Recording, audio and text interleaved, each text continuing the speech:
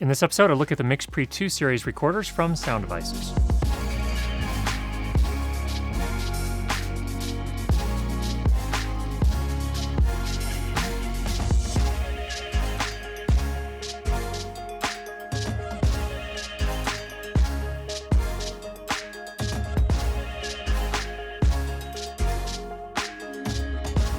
In this episode, we're taking a look at the MixPre II series audio recorders from Sound Devices. Common question to ask these days with clickbait titles is it any good? And the answer, of course, is yes, it is great. I actually reviewed the original MixPre series recorders. You can look at that review up here. And the MixPre II series is everything that recorder is, plus some additional features. The MixPre II series is actually a series of recorders. There's a MixPre-3 II, the MixPre-6 II, and the MixPre-10 II. The major difference between them is the number of inputs, but there are also some other differences as well. The biggest question is, how does this compare to the Zoom F6? We'll take a look at that a little bit later in this episode, but the big question, I think, is how does it sound compared to the Zoom F6? Well, here's what we do know. The Zoom F6 has the same preamplifiers as the Zoom F4, F8, and F8N. We know what those sound like, and I've done a number of tests on those. We also know that the MixPre II series has the same preamps as the original MixPre series. I do have a comparison of the Zoom F8 and the MixPre-6, the original. So you can actually listen to those to hear the difference between the preamplifiers. Now, there may be some other differences here too. They have new converters in both of the Zoom F6 and the MixPre II series. But if you want a preview, there's a little difference. What sounded different to my ears was the MixPre sounded ever so slightly warmer. You can make great recordings with both of them, but the MixPre did have a little bit more bass response to it, and to me, it sounded pretty nice for dialogue. First, and probably foremost, I would say the headline feature is a new wide dynamic range 32-bit float recording capability. Now, if you're not familiar with the concept of wide dynamic range, what that means is you can record very, very quiet things and very, very loud things without changing your input setting. And on previous generation recorders, you might run into problems there where the loud sounds would clip and distort because they were just too loud. So here's a demonstration in much more detail of how that works. In this audio clip, we recorded dialogue at 3 different levels. First of all, in this portion right here at 45 decibels of gain. That's about where I would normally put it. You can see here I leave plenty of headroom in case someone laughs, but we're getting a good strong signal, so a good signal-to-noise ratio, if you will. So nice, healthy levels without pushing the boundaries here, and we'll see what that looks like in just a minute. This next section was recorded at plus 6 dB of gain on the MixPre-10 II. Now, plus 6 dB of gain is the lowest possible gain trim setting you can set on the MixPre-10 and actually the 3 and the 6. And that's what that looks like right now. It looks like it's basically non-existent, but we will find that that's not necessarily the case. And then finally, we recorded this last portion at 76 dB of gain. That is the highest possible gain or gain trim or input setting on the MixPre II series. And you can see here this audio is completely clipped. Well, normally when you're recording 24-bit audio or 16-bit audio, that would be clipped and that would be the end of the story. You wouldn't be able to fix this effectively in post. And it would sound something like this. I've actually reduced it a little bit so it won't hurt your eardrums. This is what it sounds like for those not familiar with clipped audio. Okay, the gain is now set at plus 76 dB. That is the highest possible gain input setting you can go on the MixPre-10. Okay, so you can see how it has that sort of buzzing, distorted sound to it. If you overdrive or set your gain too high, that's what you'll end up with on a normal recording. However, this is not a normal recorder. We have the wide dynamic range capability. So if we highlight that here in Adobe Audition, we're going to pull that down. And you can see here, we've reduced it by about 19.5 decibels. And lo and behold, all of the transients, the peaks here, are back. They were just hidden before. They were actually there, but they were hidden. On a 24-bit or a 16-bit recording, they would be just completely chopped off and irrecoverable. This is what it sounds like now. Okay, the gain is now set at plus 76 dB. That is the highest possible gain input setting you can go on the MixPre-10. And in this case, I can see that the meters on the MixPre, okay, that sounded pretty good. Let's go ahead and check this second portion here where we recorded it at the lowest possible gain setting, namely plus 6 dB. Let's go ahead and bump this up. I can bump it up at 15 decibels per move here. So that's 15, 30, 45. We can add maybe another 5 here or so. So that puts us right around 50 decibels of post gain. That's all digital gain. So that's going to bring your noise floor up as well as everything else. Let's hear what that sounds like now. All right, the gain is now at plus 6 dB. That's the lowest gain or input setting you can set on the MixPre. Pretty good. Normally, if you raise something like that, you would have a massive noise floor. You would be recording your dialogue buried down in the noise floor. And when you brought all of it up, this so-called silent portion would be a massive noise. Let's bump this one up so it's about at the same level as these other two. Somewhere right around there. I realize this transient right here is actually clipped. I just clipped it now. I would normally compress that first, but just so you can hear what it sounds like. Okay, first off, we are recording at 45 dB. Let me just explain the setup here. I have a DPA 4017B shotgun microphone boomed over me. Excellent. Okay, let's go ahead and compare the practical noise floor sections. In each of these recordings, I took a pause and stopped talking for just a moment. And let's go ahead and measure that and see where that comes out. Normally, I'm looking for that, I call this the practical noise floor. I'm looking for that to sit somewhere around, ideally, less than minus 60 in the finished mastered audio. In the raw audio like this, I'd like to see it under minus 65 at least, but let's see where it sits here. In this case, we're at minus 72.32 RMS. That's good. Definitely usable. On the one that was under-recorded, or that is to say the gain was set far too low than you normally would. Let's see where that one sits.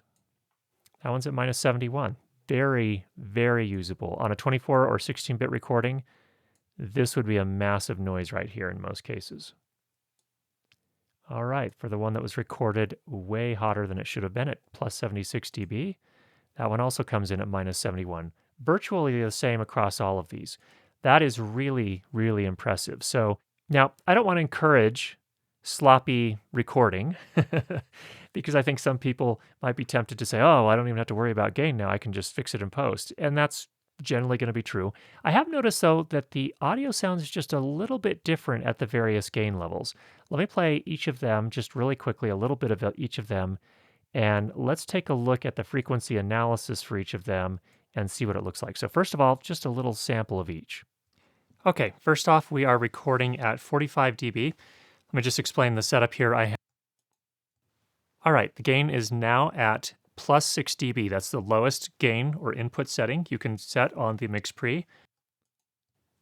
Okay, the gain is now set at plus 76 dB. That is the highest possible gain input setting you can go on the MixPre-10.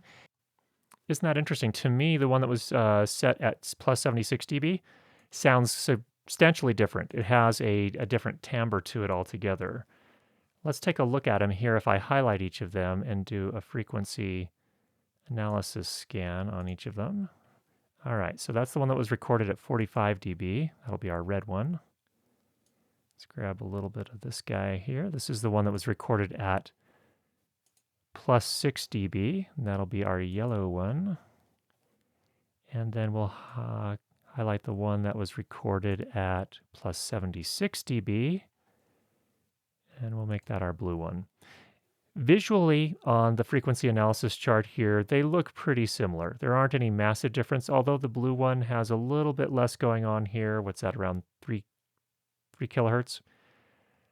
But I am hearing a little bit of a difference. So if you listen on very, very good headphones, I actually like the sound of this one here where we're pushing the preamp pretty hard for my particular voice. It's going to be different for everyone. But I think the overall story here is that the MixPre wide dynamic range recording capability is truly impressive. You can do things that you could never do in the past. I do not encourage people to be sloppy. I don't think this is a good way to do things. I don't think this is a license to do that. But nevertheless, if for some reason you find yourself in a situation where a setting didn't get set quite right, you have some opportunities here. But I think more importantly, this will be useful for those really wide dynamic range recording opportunities, such as raindrops and thunderclaps at the same time, such as jet flybys or perhaps gunshots, things of that nature, sound effects, where you do need that wide dynamic range, and then you can work on it in post to do whatever you want with it from there. Another new feature on the MixPre 3 and 6 II series is that they now have inbuilt timecode generators. Before, They had timecode inputs, but not inbuilt timecode generators. Now, timecode is a huge topic that we don't have time to cover here. I'm going to cover that in a lot more detail in a future episode. But suffice it to say, that's one less external timecode generator that you have to buy. That is to say, you don't have to buy as many Tentacle Sync E's, Ambient Nano Lockets, timecode systems, UltraSync 1, whatever it may be of the different timecode generators available out there. Because you have one built into your audio recorder, you don't have to buy one for your recorder, you just have to buy one for each of your cameras. All of the MixPre II series recorders now can record at sample rates up to 192 kilohertz.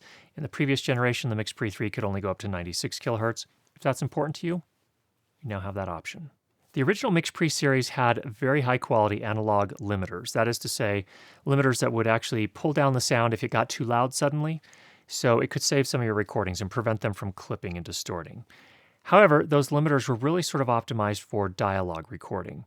They weren't really optimized for sound effects, and now in the new 2 series of MixPre, you can actually adjust the settings on those limiters to work a little bit better for sound effects recordings. One of the criticisms of the original MixPre series was that it only had a single SD card slot and no backup. Well, the new 2 series now backs up all of your audio recordings to a USB drive that you plug into the USB-A port. And all of the MixPre 2 series now have a pre-roll buffer of 10 seconds. What does that mean? Pre-roll means that when you press record on the MixPre, the up to 10 seconds prior to that also get recorded with that audio file. It's like time travel. It can be a really helpful feature if you're working on documentaries or reality type pieces where you were a little late pressing record. Now you'll actually capture that several seconds prior to the time you pressed record. So it can really save you on set when you're working on those kind of challenging situations.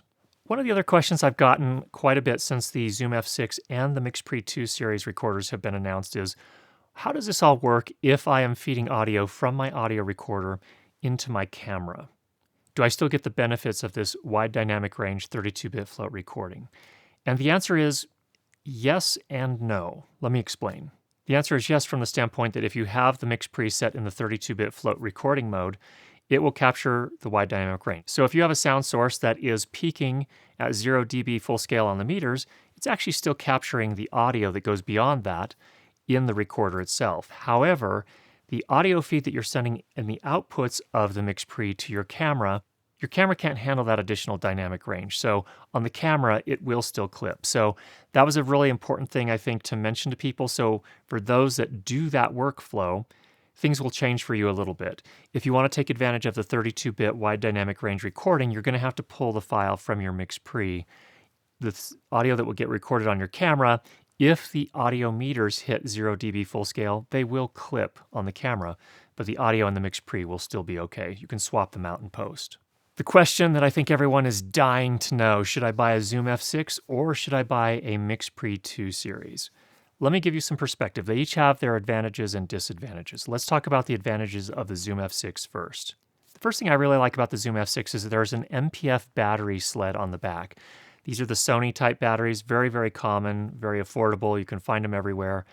And it's much larger capacity than a bunch of AA's. So these slide right back on the back of the Zoom F6. It's very convenient. Form factor wise, it works really well. On the MixPre series, there is an add-on NPF battery sled you can buy, but the batteries stick out at a little bit of an odd angle. For me, it's not really an issue because if I have the MixPre in a sound bag, I've got room for those batteries to stick out up and down without a problem. So this one's a little bit subjective, but for those where that's a little bit awkward for you on the MixPre, that is an advantage for the F6. The Zoom F6 and actually all of the Zoom F-series recorders have auto mix. This is really helpful when you're recording things like podcasts or panel discussions or interviews. And what it essentially does is when the person who is not talking during the interview, the auto mix actually turns their microphone down essentially. So you don't get the bleed or the sound from the other person bleeding into the person who's not talking, their microphone, and you don't get the room sound from the person who's not talking. And it automatically adjusts itself so as the other person starts talking, then it opens up their microphone, so on and so forth. It can make for a cleaner sounding mix without a lot of effort. That's something that the MixPre doesn't have. Now, to balance that out, I don't find the auto mix on the Zoom F-series recorders to be perfect. It actually is not very aggressive, so it doesn't attenuate the person's mic who's not talking by very much, only 2 to 3 decibels. So it doesn't make a huge difference, but it helps a little bit. One thing that the Zoom F6 definitely has over the MixPre is that it's less expensive per XLR input. So if you consider the 6-input Zoom F6 is $650. The 3-input MixPre-3 II is also $650. So you're definitely getting more for your money in terms of XLR inputs with the Zoom F6. On the Zoom F6, you do not have to worry about setting the input level, specifically the gain. All you adjust is the fader. So what does that mean in practical terms? For those that are solo operators, it's one less setting to worry about. The Zoom F6 also has an add-on control surface you can buy called the Zoom F Control. So if you're going to be recording from a table, say for example you're doing a panel discussion or something of that nature, and you want to actively mix and actually adjust the faders and the gain and the pan and all these other things real time during the recording, that's a really nice way to go. And what's nice about the F Control is it's purpose-built for the Zoom F series recorders. So all of the buttons are made specifically for the Zoom F series of recorders. It's a really nice package. It's a little bit on the expensive side. It's $350, but it's purpose-built for the Zoom F6 and the Zoom F4 and the Zoom F8, so it works really nicely. And finally, the Zoom F6 comes with the ability to record ambisonic recordings. The MixPre can also do this, at least the MixPre 6 and 10, but the MixPre 3 just does not have enough inputs, so that's where the Zoom F6 at least beats the MixPre 3. Now, over to the advantages for the MixPre. Number one, first of all, there is an ability to back up to a USB drive. So as I mentioned before, you can plug a USB drive into the USB-A port on the MixPre, any of them, the 3, 6, or 10, and that will actually make backup recordings of all of your audio clips to the USB drive. That serves a couple of purposes. Number one, you get a backup. Number two, at the end of the day, when you're trying to offload your media, it's really easy to pull it out of the side and hand that over, plug it directly into a computer, and download the clips. Now, the Zoom F6 only has a single SD card slot, so that's where the MixPre II series has it beat. They have an SD card slot plus the USB backup. As I mentioned before, the MixPre has a 10-second pre-roll capability, whereas the Zoom F6 has an up to 6-second pre-roll capability. Is that a huge difference? Not necessarily, but I believe on the Zoom, if you set it to a really high sample rates, that pre-roll time actually shrinks. So there are a couple of factors and settings on the F6 that will actually affect that pre-roll time. It just seems to be overall better implemented on the MixPre series. On the MixPre series, there is not a purpose-built control surface, but you can use third-party control surfaces. This is nice from the standpoint that you get more options. You can actually buy a control surface from a third party that suits your needs particularly. So the downside is that it's not purpose-built for the MixPre, but the upside is that you have a little bit more option, a little bit more choice, and they're far less expensive than the Zoom F Control. So that's something to consider.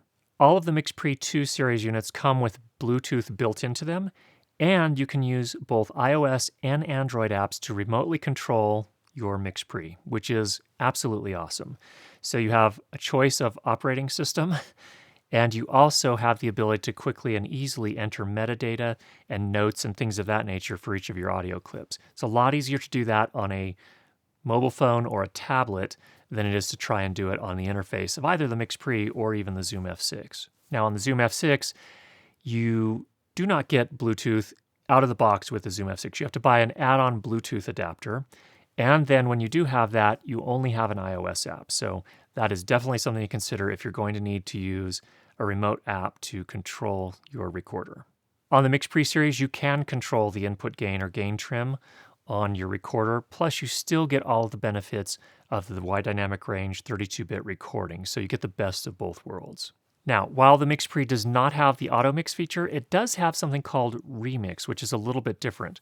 The nice thing about remix is that once you've made a recording of all your isolated microphone channels, you can go back and make a new mix of all those microphones. You actually just play it back and you actively create your new mix by adjusting the faders on the MixPre. And you don't need a computer to do that, you do it right on the MixPre.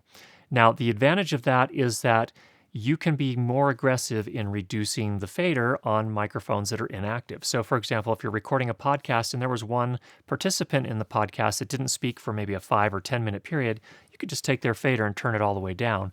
You'll get a much cleaner recording that way. The Downside, of course, with Remix versus Auto Mix is that it's manual. You have to actually run through in real time the entire recording and recreate the mix. So it's a little bit of a plus and minus, and it really depends on how you prefer to work, but it does have some advantages. The new MixPre II series also have the ability to run the musician plugin. So if you are doing multi-track recording, that is to say overdub music recording, and you want some additional plugins like, for example, a reverb or other effects that you can apply to the different audio tracks for your music recording projects, then you have this musician's plugin option. It is an add-on, software add-on, for $50 at the time of this review. So it's a nice feature if you are a musician and you want that additional functionality. It doesn't change your MixPre from the standpoint that you can still use it as a production field recorder like you would for film or podcasts, but it also gives you this additional feature where you essentially switch over into music mode and it now becomes a digital audio workstation without a computer. This one's a little bit more subjective, but I find the controls and operating the MixPre more ergonomic than the Zoom F6 in particular. The Zoom F6 doesn't have a menu encoder knob, and it doesn't have a touch screen. So it has these 4 buttons on either side of the screen that allow you to navigate through the menus, and it just seemed a little clunkier to me. On the MixPre, you have a touch screen, and while it's a very small screen, they've implemented the touchscreen feature very nicely. And in addition to that, the channel knobs are a lot easier to use from my standpoint, and they seem a lot sturdier. Speaking of sturdier, overall I think the build quality is a little bit higher on the MixPre. On the Zoom F6, the case is very sturdy, don't get me wrong, it's solid metal, and that's really good. But the knobs themselves seemed a little bit flimsier. Only time will tell if they hold up as well. And they also seem to wiggle around a little bit more. So I don't know if that's putting stress on a circuit board inside. I don't know. We'll have to see over time how well it holds up. On the MixPre, all of the controls seem very, very solid to me. And they seem very tight. They work in a very precision sort of way, and they just inspire confidence. In terms of the audio quality versus the Zoom F6, they're both very high quality. To me, the MixPre sounds a little bit warmer than the Zoom F6. It has a little bit more low-end response to it, so I like that. It's not something that most people are going to tell if they're listening on a television or a mobile phone speaker or even earbuds. But if you're using high-quality playback systems, high-quality speakers, or high-quality headphones, you can hear a difference and it sounds a little warmer. Now, I don't think I'd make that the sole deciding factor between the Zoom F6 and the MixPre, but it is a factor. And then finally, and this is more important than I think a lot of people realize, the headphone amplifier on the MixPre is definitely superior to the headphone amplifier on all of the Zoom F-series recorders. And this kind of manifests itself in a couple of different ways. First of all, if you're using a high impedance set of headphones, the MixPre can drive those where the Zoom F-series may struggle with those. And by high impedance, I mean anything over 100 ohms. So that's one thing to keep in mind. Secondly, from my subjective point of view, the Zoom F-series headphone amp sounded a little more shrill, and I think it'd be harder to listen to if you're recording all day, whereas the MixPre sounded very accurate and very clean. So that's my, again, subjective assessment of the headphone amplifiers. So here's a question I get asked all the time. Should I buy a Zoom F6 or a MixPre-3, MixPre-6, MixPre-10 II? And I can only answer that from my subjective point of view. And my subjective point of view is if I were buying today and I could only buy one, I would buy a MixPre. Now, I need to qualify that in a number of ways. Number one, if we get to a point in the future where Zoom produces a recorder that has the form factor of the Zoom F8 or the Zoom F4, but also has the wide dynamic range 32-bit float recording capabilities, this decision gets a lot more difficult because those recorders, I think, have a lot of those features where I feel like the F6 has a little bit of a deficiency. That is to say, I think the controls are better on the Zoom F8 and the Zoom F4, and I just think overall it works better for the types of recording I do. That's the biggest thing about the Zoom F6 from my point of view, is that ergonomically, it's a lot more difficult to use. I really feel like Zoom made that as a bag drop recorder. And what I mean by that is it's something that you stash away in a corner and you're not going to be there to be able to control it while you're recording. It's really made for those purposes. It's teeny tiny little thing. And it's it's a little bit of an odd shape, but it's easy to hide. So I really feel like that's what it was made for. And as soon as they produce a larger form factor recorder, again, I think they're going to be a little bit more neck and neck between the MixPre II series and the Zoom F series. I also want to qualify one other thing before we go here. If you are watching this and you already own one of them, you own maybe a Zoom F4, a Zoom F8, an F8N, a Zoom F6, an original MixPre, one of the MixPre II, I'm not here to justify your purchase, and honestly, I don't care which one you bought. What I can say is I own all of these. Well, the F6 hasn't arrived yet, but otherwise, I've used it, and I own all of these, and I can say this with confidence. You can make fantastic recordings with all of them. There are differences, yes, but you can make absolutely great recordings with all of them. It really comes down to your skill level and putting the tool set to use in an effective way. So it really comes down to you learning how to use and get the most out of your recorder. Speaking of that, I do have some courses. Shameless self-plug here. If you need a recorder course for the Zoom F4, the Zoom F8, F8N, the MixPre, we have all those courses available over at school.learnlightandsound.com. Our MixPre course will be updated to account for and cover the new features in the MixPre II series. It'll be the same course, but it will have some additional video segments for the MixPre II series. And if you've already bought that course, you just get the new videos. You don't have to pay anything more. It's already going to be part of that course as well. So if you have any questions, go ahead and leave those down below. And if you've not already subscribed, make sure you do that. And we'll be sure to get you more great videos on how to improve your lighting and sound for video. Talk to you soon.